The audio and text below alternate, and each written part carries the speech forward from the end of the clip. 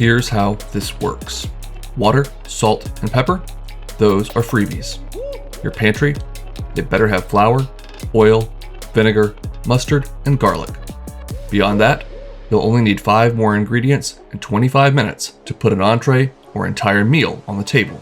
So, shop, set the clock, and let's dish out.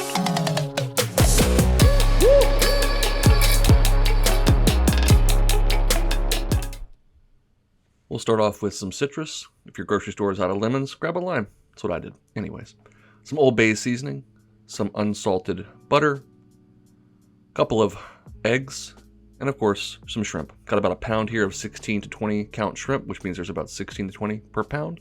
I'm making enough for 2, but you can always double the recipe as needed. We'll grab some flour from the pantry and put about 3/4 of a cup or so into a plate, along with a couple of eggs, which we will vigorously beat until they are homogeneous. Season that flour up with a pinch of salt, some freshly cracked pepper, and about a teaspoon or so of Old Bay seasoning. You can always taste your flour. I know it's a little bit weird, but if you want to get a gauge of how much salt and seasoning is in there, just dab a little bit on your fingertip and give it a taste. Next up, we will add our shrimp to the flour. Get them nice and thoroughly coated. You could use some chopsticks or a fork to help prevent getting club hand here. I never take my own advice, by the way.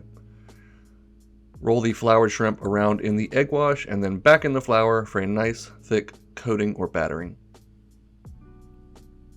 Next up, we'll go to a skillet over medium to medium high heat.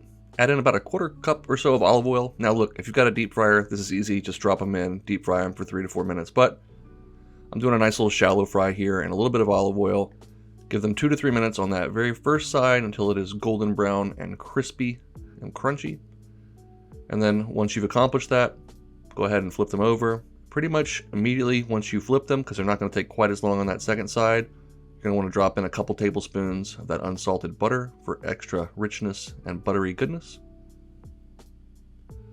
And then the key ingredient here is, of course, the garlic. I've got about 6 to 8 cloves here, which it's very important that you go ahead and mince this nice and fresh. This is not the time to use the garlic or the garlic paste. You really want that nice, spicy, fresh allium flavor from freshly minced garlic. I'm going to squeeze in the juice of about half a lime, but again, that could be a lemon if you're lucky enough to find one of those in today's trying times.